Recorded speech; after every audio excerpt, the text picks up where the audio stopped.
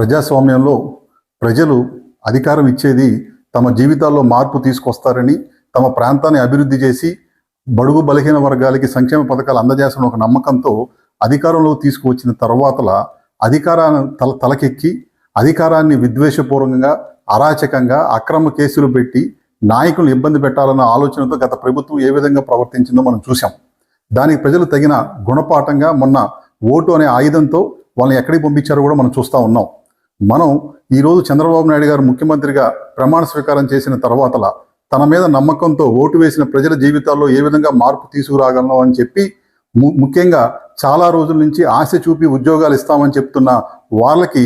Mega DSC ద్వారా మొదటి file మీద సంతకం చేసి వాళ్ళ జీవితాల్లో ఒక వెలుగుని తీసుకురాబోతా ఉన్నారు. అంతేకాకుండా ప్రతి ఒక్కడికి అన్నం పెట్టాలన్న మంచి ఉద్దేశంతో అన్నా క్యాంటీన్లు ప్రారంభించాలని చెప్పి రెండవ సంతకం చేయడం జరిగింది. అంతేకాకుండా ఎవరైతే ఇబ్బందుల్లో ఉండి గత 4 సంవత్సరాల నుంచి పింఛన్లు పెంచుతామని చెప్పి ఆశ చూపించి ఓట్లు వేయించుకొని మోసం చేశారో ఆ ప్రభుత్వ విధానాలకు విరుద్ధంగా ముఖ్యమంత్రి చంద్రబాబు నాయుడు గారు పింఛన్లని 4,000 రూపాయలకి పెంచి రేపు జూలై 1వ తారీఖు నాడు గత 3 నెలల నుంచి ఏదైతే బకాయిలుగా ఉన్నారో 7,000 రూపాయలతో వాళ్ళ జీవితాల్లో మేము ఇస్తామని చెప్పి సంతకం చేయడం నిజంగా మాకు ఆనందాన్ని ఇస్తూ ఉంది. అంతేకాకుండా ఉద్యోగాలు రావాలి, అంతేకాకుండా భయపెట్టి ప్రజల ఆస్తుల్ని లాక్కొని వాటిని తాకట్టు పెట్టి తమ సొంత వాటికి వాడుకుందామని గత ప్రభుత్వం చేసిన దుర్మార్గపు ఆలోచనకు విరుద్ధంగా ల్యాండ్ టైటిలింగ్ యాక్ట్ని రద్దు చేస్తామని చెప్పి చంద్రబాబు నాయుడు గారు ప్రకటించడం తెలుగుదేశం పార్టీ కార్యకర్తగా గర్వపడతా ఉన్నాం. ఈరోజు లోకేష్ బాబు గారు విద్యాశాఖ మంత్రిగా ప్రమాణ స్వీకార బాధ్యతలు తీసుకున్న తర్వాతల ఆయన అధికారులందరినీ తీసుకువచ్చి ఏ విధంగా ఇంజనీరింగ్ చదువుతున్న విద్యార్థుల జీవితాల్లో నేను మార్పు తీసుకురాగలను, ఏ విధంగా గత ప్రభుత్వం వేరే వివిధ పథకాల ద్వారా విద్యాదేవన కానీ అమ్మ ఒడి కానీ ఏ విధంగా ప్రజల్ని మోసం చేశారో వాటన్నిటి మీద కూడా విచారణ జరగాలి, అధ్యాపకుల స్థానాలు భర్తీ చేయాలని చెప్పి ఇవాళ అధికారులతో సమీక్ష చేయటం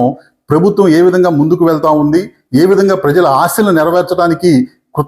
నిర్ణయం తీసుకున్నారో మనకు కనపడతా ఉంది. కానీ బాధాకరం ఏంటంటే గత ప్రభుత్వం అధికారంలోకి వచ్చిన తర్వాతలా ప్రజలు తమపైన ఉన్న విశ్వాసాన్ని పక్కకు పెట్టి నాయకుల్ని ఇబ్బందులు పెట్టాలి, కార్యకర్తల్ని అక్రమ కేసులతో భయభ్రాంతులకు గురి చేయాలి, ఆస్తుల్ని ధ్వంసం చేయాలని చెప్పి ప్రజావేదిక కూల్చిన దగ్గర నుంచి చివరికి వెనకబడిన దళిత బీసీ వర్గాల మీద కేసులు పెట్టించి ముస్లిం మైనారిటీ వర్గాలు ఆత్మహత్యలు చేసుకునే విధంగా ప్రవర్తించడం బాధాకరం. అందులో భాగంగా కోడెల శివప్రసాదరావు గారు, మా తెలుగుదేశం పార్టీ మాజీ స్పీకర్ గారు మా నాయకుల మీద అక్రమ కేసులు, వ్యక్తిత్వ హననం, అంతేకాకుండా చేయనటువంటి తప్పుల్ని చేసినటువంటిగా ప్రవర్తించడం, ఉత్తరం ఇచ్చిన తర్వాతలు కూడా ప్రభుత్వం స్పందించకుండా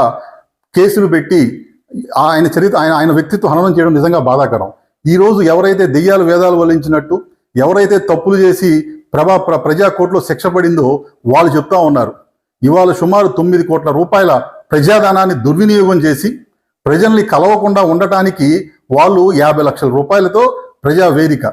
అంతేకాకుండా ప్రజల నుంచి దూరంగా తమను కాపాడుకోవడానికి కావాల్సిన సెక్యూరిటీ పరికరాల కోసం 1,50,00,000 రూపాయలు, ఇంట్లో